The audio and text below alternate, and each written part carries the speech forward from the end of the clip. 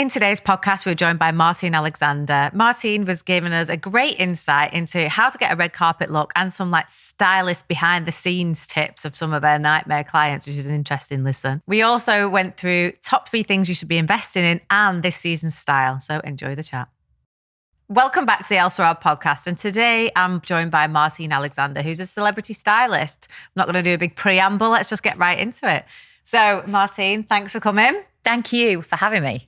I met you a long time ago through a mutual friend of ours. Who was that? Kath Tilsley. Oh, yeah. And I know you've known her for years. Yeah. And you've styled her a few times, haven't you? Lots, yeah. And she's got great style. She looks fabulous. She's a great figure. Yeah, she really has. Absolutely love it. And do you know, the thing is, with a lot of people that I style, and Kath will be the same, we always see the bad in ourselves. We never focus on the best bits and go, wow, my waist is tiny, or wow, my cleavage looks amazing. Yeah. Or just go, my bum looks big.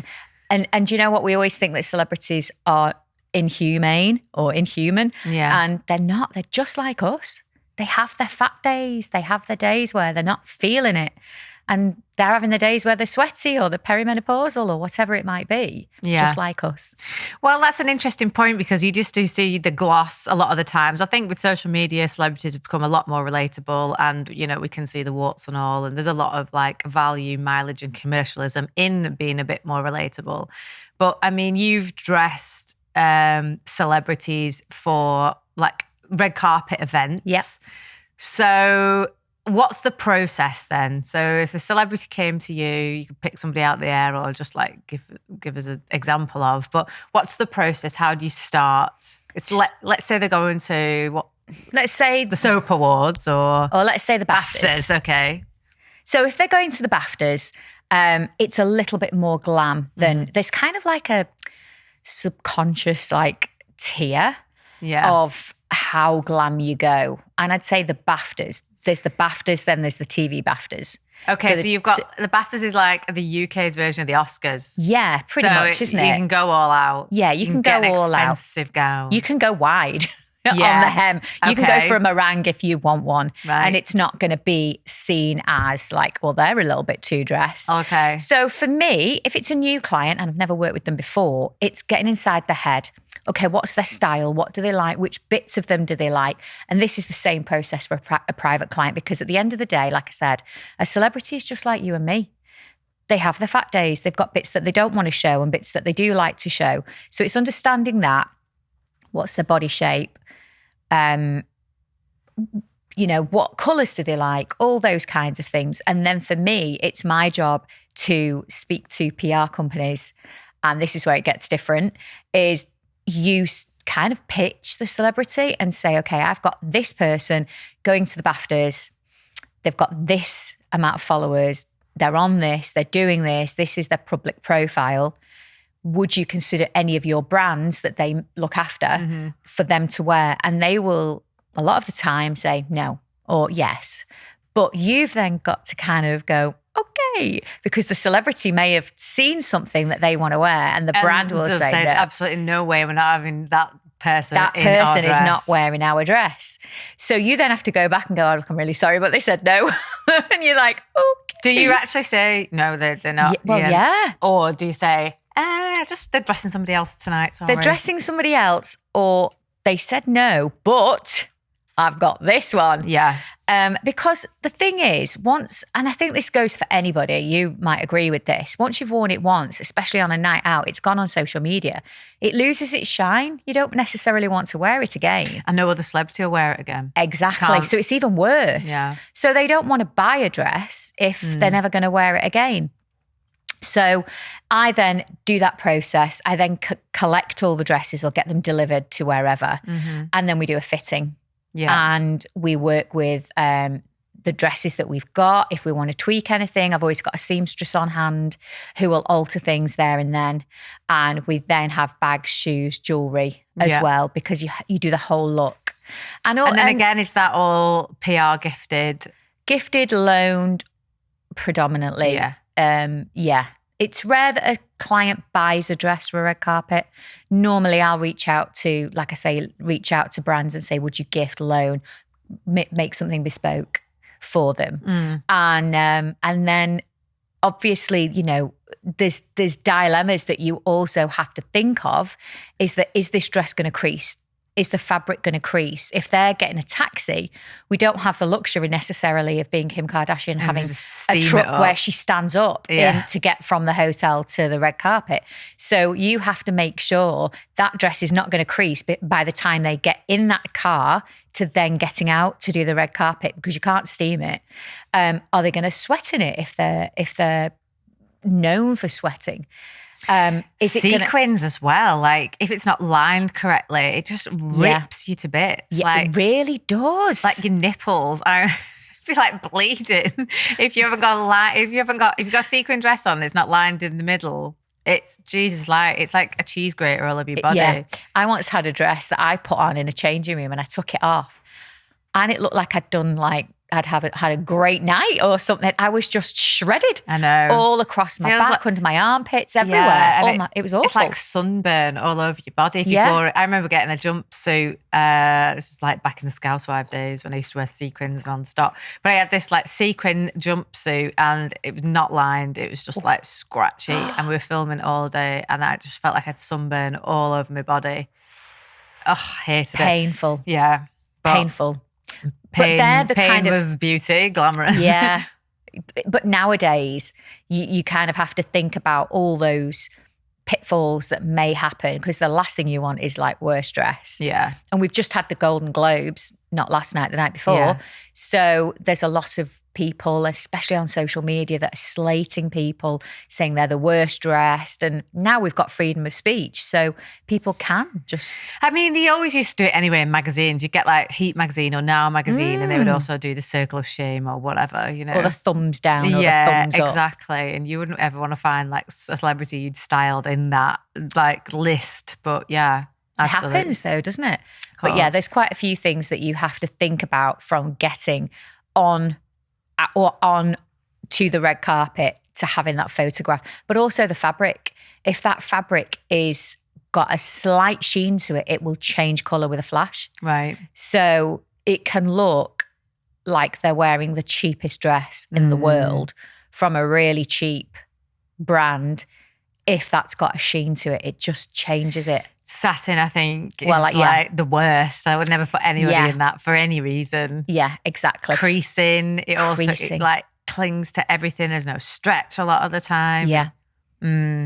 Oh, yeah. Okay, so that's the BAFTAs, and you can go like hell to leather on glam for the BAFTAs. And then what's like the next tier down? So the next one after that really is the NTAs. Okay. National Television Awards. So there's a lot of soap stars would go to that, or TV stars mainly. Yeah, TV stars, because it's the Television Awards. So you'll get Ant and Dec, Amanda Holden. Yeah. Your Britain's Got Talent, if that's not still going anymore, is it? I wouldn't know. I don't really watch telly. No, and then you've got soap stars, reality stars will go to that as well. And then below that, you tend to have the soap awards. This is my personal opinion on these, the grading. Then you've got the soap awards, and then you've got Inside Soap and TV Choice, which you could just wear like a pantsuit. Yeah. Right, yeah. okay. Because it's done in a nice hotel, I think. Yeah, okay. So it's a lot more relaxed. So it really depends. And what we tend to try and do is, dependent on which one they're going to, is get the dress code right, get their personality, so that if they want press, they're going to get press. And that doesn't mean get the boobs out or get the thigh length split. I mean, everyone who's there wants to get like a picture in the Daily Mail online or something, don't they? For the right reasons. For the right reasons. They want to be looking, that's the thing. Yeah, they want to be looking polished, no fake tan marks. Yeah. Gorgeous makeup. No sweat marks. Yeah. No deodorant marks. Yeah. In a gorgeous dress that people aren't going to slate. But equally, you do get some people that don't want any press. They literally don't like that side of things. Yeah. So they just want to... They'd skip the red carpet if they can. So I tried on a dress and then I saw it on Mary Earps, who ended up winning Sports Personality of the Year. It's David Comer dress. Yeah, gorgeous. It's gorgeous. I tried it on. The same one that she wore? Exact same one, wow. Yeah. And I thought, wow, bit OTT. Can see my nipples, can see everything in it. And I thought, I just don't know where I'd wear this. And for the price. Oh, it was a £1,300 dress. Yeah. So I ended up sending it back because I just thought, where am I going to wear? I'm a mother now. I can't wear this. I couldn't think of an occasion. Even if I was like out in Paris with Danny for a night, I still wouldn't wear it because I'd be like, my nipples are completely out. So and it was really low here as well, wasn't it? Absolutely. Yeah. Somebody said to me it looked like their trousers had like dropped down and you wanted to pick them up. It was an older generation, so I didn't need to explain it. So anyway, so I've seen this, but I've never seen it on her. For me, I just thought it wasn't very classy for that event. I agree. It was a bit it's like lingerie with a skirt on the bottom. Yeah, I do probably agree for sports personality. But she's got the body. If she felt comfortable in it, then go for it. You know, bring out your personal style. We're all entitled to our own opinion of whether we agree or we don't agree. But if she felt good in that, then high five to her. Yeah. I don't know what she did to cover her nipples, but she definitely did. She will have probably just had a little nipple pasty or a full coverage one. Okay, so, I mean, that's, kind of how the process works when you've got a red carpet event and hopefully, said celebrity is like going along with your suggestions and is really happy with it. But that can't happen 100% of the time. You must have some nightmare clients. Well, I think I don't think any stylist would ever say they've not had someone. So who's a real diva? That's a diva. I've had 2. In 19 years is good going. Okay. And I do remember doing a shoot with one person and I remember thinking, oh my God, I'd been told that they were high maintenance, let's just say. And I'd liaised with them beforehand and just said, look, I want to know what you like. And they had high-end taste. So I pulled out every single stop in Okay, but if they've got high-end taste, like, I don't know how far high-end we're going here, but... Well, like Dior. Okay, so but their profile is... Not Dior. Yeah, reality TV. Yeah. There's a bit of a jump to that. Yeah. You know what I mean? I am the kind of person, like, in life in general, I will go above and beyond to challenge myself, but also to make another person happy, make my client happy, so that when they turn up on a shoot, they are not going to scream at me like I've heard that they've screamed at other people and made other stylists cry. Right. So I pulled every string I had and managed to make it that I had Dior, McQueen, all these kinds of brands on the shoot. And what level are we talking about celebrity status here? Not Dior and not Alexander McQueen. Okay, so where would we see this person? I'm not going any further into this. So it's not, it's like, I'm just trying to establish, is it like a soap star? Are we talking reality star? Are we talking Benidorm? What are we talking? In those realms, let's just say. Great. And so I had gone above and beyond. I got everything that person would want to be happy on a shoot. And literally I was shoulders up here. And they came in and they looked at the clothes and they were over the moon. And I literally, apparently, visibly went from that to that. Relief. And I just thought, oh my God. But for me, it was a personal achievement because I had done what I set out to do. I had challenged myself. And would I work with that person again? Yeah. But because now I know what I need to do. But there are other people that I would never choose to work with again that I have worked with once. Right, okay. And why was the reasons? Just like demanding? I think I would say ethics and high maintenance. And it wasn't a pleasurable experience for me. I want to enjoy what I do. I do what I do because I love it. And I feel like everybody should do a job that they love. But if I wasn't enjoying it working with that person, I don't want to do that again. The way that somebody believes that they are above someone else. We're all exactly the same people. We come in the world the same and we go out the same.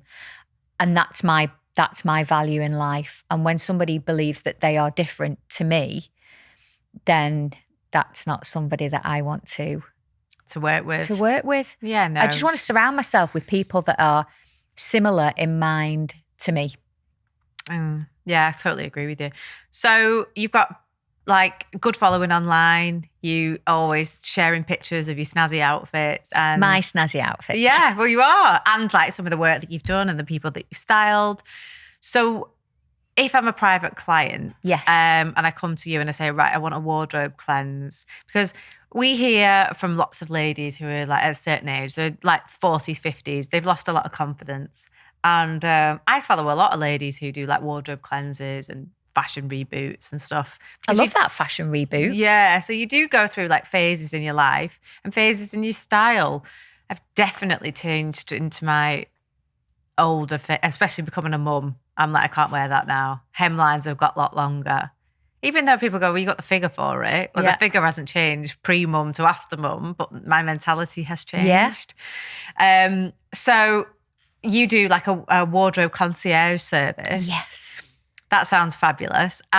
So talk me through that process. Why would women want to come and have this done? Or why would you do this for the clients? So the concierge is, I believe it's a USP that I have, because I believe that a lot of ladies want to look good. They cannot think of anything worse than trawling online or going in a shop and having to return or having to try on. They're busy. I get that.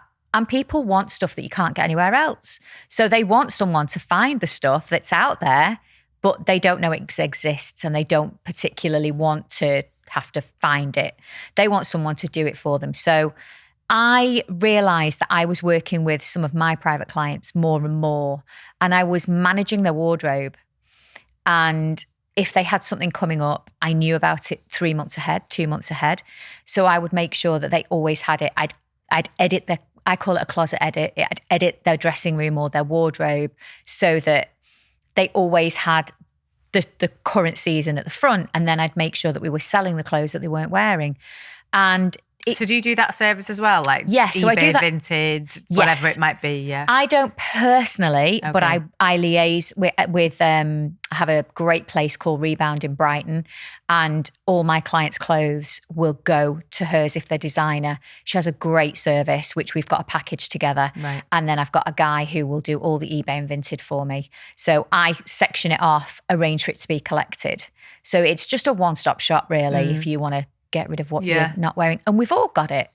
Oh, now, I'm sure anybody so watching or listening to this will go, oh, yeah, I've got that. It's those things that we just don't want to get rid of because we might wear them or they might come back in fashion or they've got a sentimental value. I've got a whole pile of sentimental clothes. So could you vacuum pack them and put them in a loft? Oh, no, I have. I've put them under the bed. Like the bed lifts up, it's like an ottoman storage bed. So they're my sentimental clothes. And I mean, I've got like T-shirts from when I was 5 years old in there. Then I've got my, like dress that everyone signed from school. Yeah. Primary school. Yeah. Then I've got this clubbing skirt that I used to go out in that I bought from my Flex Palace that has got the most of memories attached to it. It's like this ripped denim skirt that I would never wear now. Yeah, but you can't get rid of it. Pamela Anderson vibes. But I'll never get rid of it. Yeah. So I've got loads of like bits and bobs like that. And that's fine. But I think a lot of women have stuff in their wardrobe that they can't get rid of. So therefore they open the wardrobe and they go, I've got so much, but I've got nothing to wear. And at that point, they just go, oh, I don't even know where to start. And when you've got someone there that you're accountable to, well, when was the last time you wore this? And can you wear it different ways? Can I show you different ways? And if the answer's no, then that's when it's got to go. And people always say like, why can I not do this on my own? Why do I need to have someone here? You do, yeah, you absolutely do need somebody there. It's like when I have a wardrobe cleanse, I have a lady who comes to help me like declutter. Yeah. Because I would lose motivation. I wouldn't do it. I wouldn't finish it. And then the house would be an absolute it'd be worse than when I started. So it makes you accountable, definitely. Apologies for interrupting this podcast, but I need to ask a favour. If you're enjoying this podcast so far, then please hit that subscribe button right now. I'll be straight up and honest that I want to see this podcast grow and flourish into something that I'm really proud of. And the only way that I can do that is with your help. So if you've ever learned anything useful from these conversations, then please return the favour by liking, rating, subscribing, and maybe even sharing it with your friends. Thanks very much. Let's get back to the episode. And do you sell your clothes? Yeah, actually, the whole office, Kelly's just said to me yesterday, was like, what are we doing with all these bags of clothes here? Because I've got like bags of outfits that I've like wanted out the house that I take to the office because we can post from the office. So I'm like, well, when they get sold on eBay, which I've not even put on eBay yet, I've got like ski outfits and all kinds of stuff. Well, you've just missed the perfect window for ski. No, it's been sat there for 3 years. So 3 years I've missed it. See, sometimes I have to, with my clients, I have to take it with me. Yeah. Because I know they won't that however tight I've tied those bin bags, they're so going to rummage through them and get the stuff back out. Really? Yeah. So I take it with me and I box it and I do whatever because I know that they're just going, oh, wow. But people, when you clear their wardrobe, they'll start off going, well, we have a yes, no, and a maybe. Yes is we're definitely keeping it. No is we've got to get rid of it. Maybe is, oh. And as they warm up, as you're doing it, the maybes tend to turn into no's because they get into the swing of getting rid of stuff. Anything that's like fast fashion-y now and not good quality is gone. Yeah. I've just got to that age now where I like to spend a bit more on quality. You can see it a mile away. And I absolutely love buying like secondhand dresses. So I sponsor the Southport Flower Show. We're a sustainable brand. And my whole outfit was from eBay. Like my McQueen shoes and McQueen dress and my handbag, everything. Everything was bought pre-loved on eBay. Love and that. that was what my speech was about. You're like Love Island, because Love Island is sponsored by eBay. Yeah. So they now have a wardrobe in Love Island, which I don't know whether it's every week or every 2 weeks. It's updated. It looks like it anyway. And they have just clothes that they can pick from there. Well, it's so good. Like a Roland Moray dress, £1,400 RRP, you know, you can get them for like 200, 300. With someone else's sweat stains. Well, honestly, and have it dry cleaned. It looks absolutely perfect. And that's an investment piece. So honestly, I've got loads of them now. I think a lot of people now are turning to hiring as well. Oh yeah, there's a massive market for hiring dresses. Well, it's funny you should say that. So I was actually talking to somebody about investing into buy rotation. Amazing. And there was a woman who has made it into a career. So she buys like an amazing dress that she knows everyone's going to be wearing. She's made 18 grand. She paid for IVF with selling her clothes, renting out her clothes.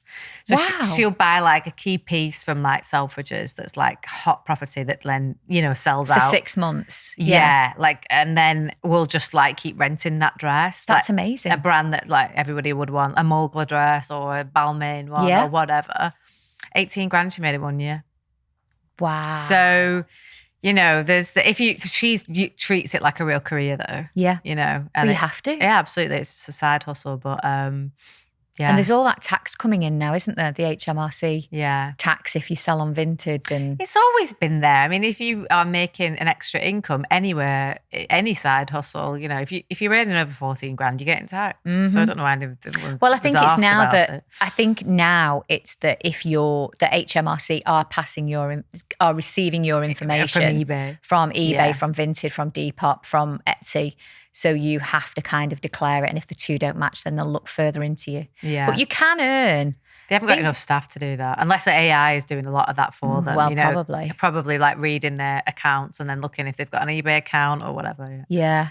But I think if you can prove that you're selling your clothes for less than you bought them, then it's not a taxable thing.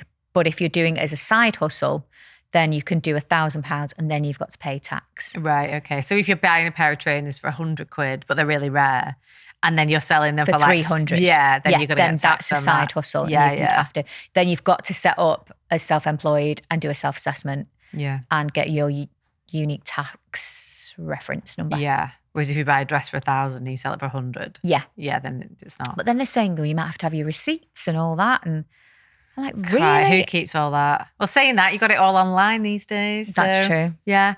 Okay, so where are we now? January 2024. Talk to me about fashion trends, predictions. What should I be investing in? What key pieces would I be looking to purchase this year? Well, so it's funny that you asked me this question because I was thinking about this and I did a TikTok yesterday where I was in Zara and I thought, I'm going to do a TikTok on what the best buys are in Zara, for example, in the sale. And it was a jumble sale. So I thought, right, I'm just going to do the new in. And actually there were some decent pieces. So it kind of lends itself. So the key trends I would say this season for spring 24 is it's very preppy. So if you imagine Ralph Lauren, it's quite chic. But then if you also imagine that paired with, say, old school uniforms, so pleated skirts with brogues and a little ankle sock, a little white shirt, that kind of thing. If you're wearing jeans, we're not going back to skinnies. We're staying with slim leg, straight leg, wide leg, but we're teaming them with polo shirts. So like the little Ralph Lauren rugby shirts, things like that. And again, brogues. Trainers wise are still massive, but they're still going to be quite retro. Yeah, I was going to say these are Sambas. These are the Sambas. Really come back into fashion. Yeah, so this season, I would say it's more the Adidas Campus with a chunkier sole. It's Gola, which are really old, and Onitsuka Tiger. You can still wear the chunky trainers, but we're moving away a little bit from New Balance, and we're moving into Salomon, which are actually a hiking boot. Yeah. So we're wearing that with like a little dress, with a polo dress. Yeah. I've not even seen any Salomon trainers. Yeah. But... if you go in, say, Offspring or somewhere like that, you'll see that they've got quite a lot of trainers like that. But I'd say the traditional Samba that everybody wanted, which I'm wearing, is now had its moment. But there'll be quite a few collaborations with this current one with Sporty and Rich. There'll be a few more collaborations. So Asics, which is a running trainer, that's going to be a really big trainer for this season as well. Has Veja had its day? The vegan trainers that I think the Royals so. like? I think, Kate loves them, doesn't she? Well, they're sustainable. I think so. I think there will always be a market for a traditional sneaker or like a little pump. But I think if you are fashion focused and you want to be, and not everybody wants to be, but if you don't want to be, then Veja, or however you say it, Veja, there will always be a market for it. Okay. And quiet luxury is like still a very big trend. Yeah. One that I'm a lot more in tune with. You know, I hate seeing labels these days. Yeah. Just like a nice, well put together like outfit that's like not got any branding on anywhere really these days. So nice luxury, cashmere jumper, nice jeans, nice coat. Yeah. I love the quiet luxury. Yeah. I mean, it comes at it's expensive. I mean, what was I looking at yesterday? And I was like, that's a nice jumper. Oh, it's 7,400. Fantastic. Oh my God, what was it? It was Sotem or something? Lori Piano. Crikey. It was lovely. It was like a shearling cashmere jumper, but I was like, I'm not on that luxury level yet. Not yet. No. Not yet. We like to manifest. Yeah, no, absolutely. But I think there's some great high street brands that do luxury or premium pieces. So if you go on H&M and they don't sell it in store, they've got a premium collection. Right. And it's much better quality. You tend to find Massimo Dutti will do it as well. I was going to say they're good. Yeah. But H&M. Reese is always a staple for a few pieces. I always get like tank tops and stuff from them. Bits and bobs. I've got a couple of dresses over the years. That's not too bad. But I find a lot of people wear it. Yeah. And then their jumpsuits just look awful on me, actually. Is that because you're tall? Yeah. And it's never, even like a Nadine Marabi who do a long leg length, is still not long enough for me. Really? Yeah. Wow. So then I have to get the hem taken down on that. Yeah, and have it on a raw hem. Yeah. Yeah. Which is still annoying. In a perfect world, I think this should be like 36 length jean. You can get 36. You can get them, but I have to hunt around for them. Yeah, ASOS are good. But obviously they don't do it's designer. Hard. Yeah, exactly. And then the other brands that I'm kind of liking, COS is quite nice. Yeah. They've really been a big brand for autumn, winter. Like they've gone quite, I hate the word viral. Yeah. But they've gone quite COS viral. Arket, again. Yeah. Love Arket t-shirts. Yeah, love Arket. Yeah. There's quite a few brands, I think, that have come into their own, especially through social media. So I think that that's good that we're looking in different places for brands. And I think for me, what I find with some of my clients is they don't want what everybody else is wearing. So they're quite happy for me to source and find different brands or different, like the H&M Premium, you're getting wool, you're getting cashmere, but not everybody knows that it's there. And you don't have to pay the earth like you would with Totem or any other brand that's high end. So it's just being able to find those brands. And like I say, social media, I think, is giving a lot more exposure to brands than they used to have of just walking down a high street. Yeah. We were talking before the podcast about like a lot of women will invest in handbags and shoes and they don't mind spending significant amounts of money. Yeah. On handbags and shoes, and then they'll wear like Primark t-shirts and jeans. Yeah, you know? Primark for me, I just can't get my head around it. I just can't. I have a limit, and Primark is not within that realm of, it's below my limit. So you never go in there, never suggest going in there? Not for clothes. Okay. I think they do a great bamboo collection for home stuff or like pajamas. They're great, because it's ethical and it's sustainable. But for anything else, I just can't. Can't imagine the condition. If they can sell something for like £3 en masse, you can't imagine how much they've paid for it and the conditions that it's been made in. Well, I just think it's flammable. Yeah, that's true. So I do, unless it's, say, a child that wants fast fashion, then okay, because they're going to grow out of it or they're going to go off it in 3 months' time. But for an adult, I probably wouldn't suggest. Especially, well, that's the thing, they're not going to grow out of it. Yeah. Then it's actually better to spend a bit of money on a coat or something, especially that's going to last, a gorgeous, well-fitting black coat is going to last you 10 years. Yeah. And now with like Chanel bags, Louis Vuitton bags, and other brands are available, the value of them, they're going up by 9%, 11% every few months.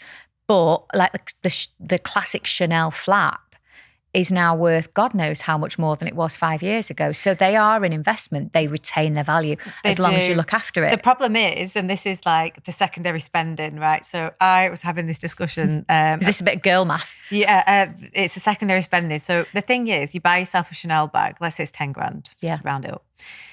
But now you've got to go places that require you to have that Chanel bag. So now you booking holidays, which is 25 grand, because that's the level you're now at if you've got a 10,000 handbag plus. So, and you do that a couple of times a year. You've spent, it's not just cost you 10 grand, it's cost you like 60 because you've had to go to places to go change your lifestyle. Well, that's the problem. And that's the thing that people don't think about.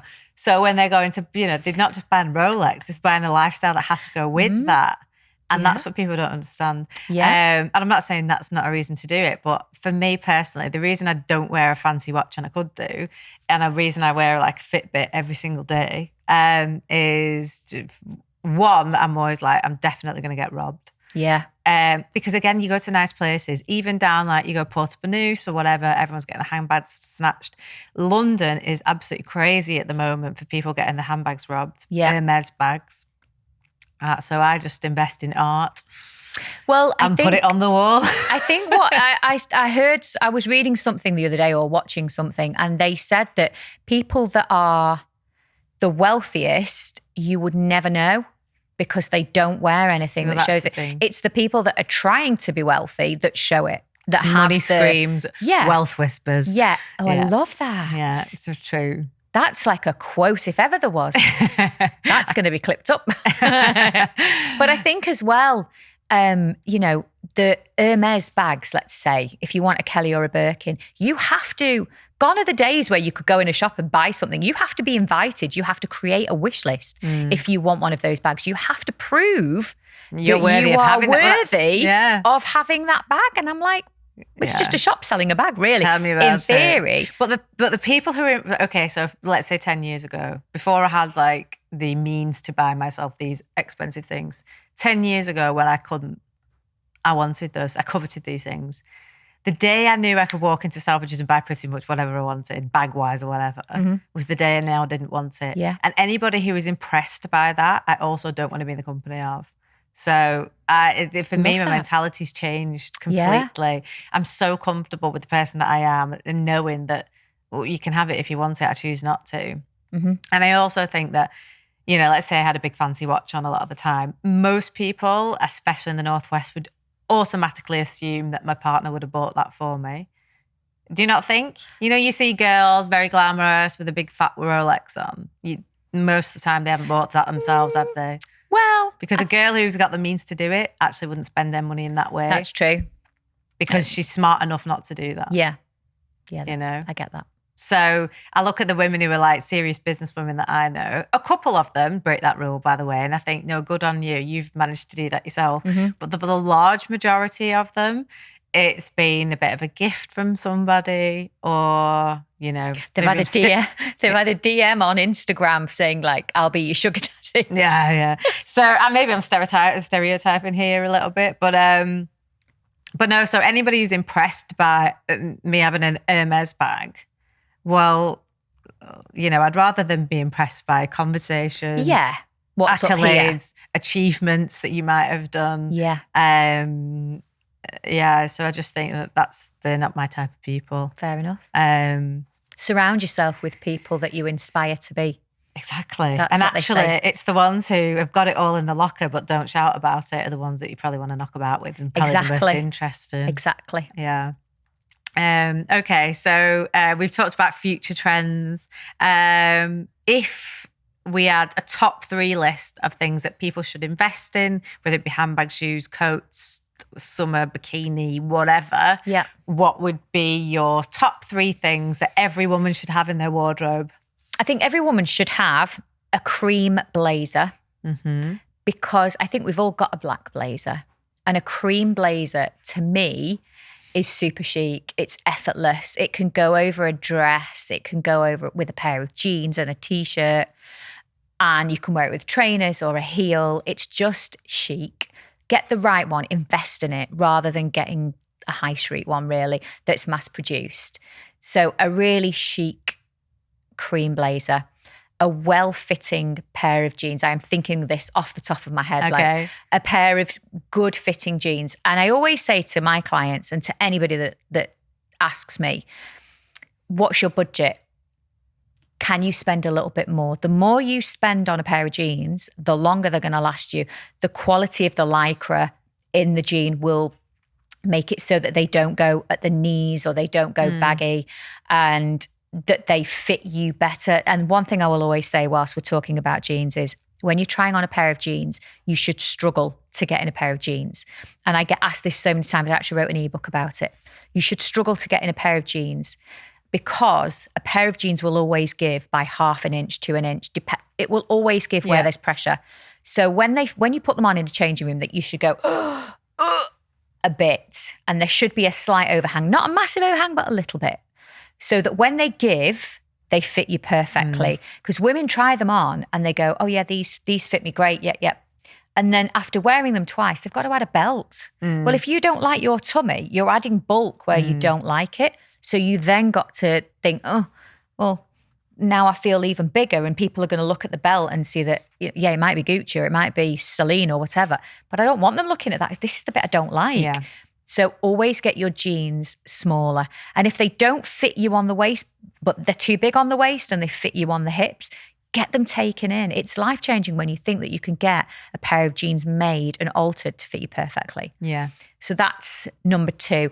Number 3 would probably be a cool trainer. Wow, okay. Yeah. I didn't know whether I would say a trainer, but I have said a trainer. But yeah, I think a cool trainer.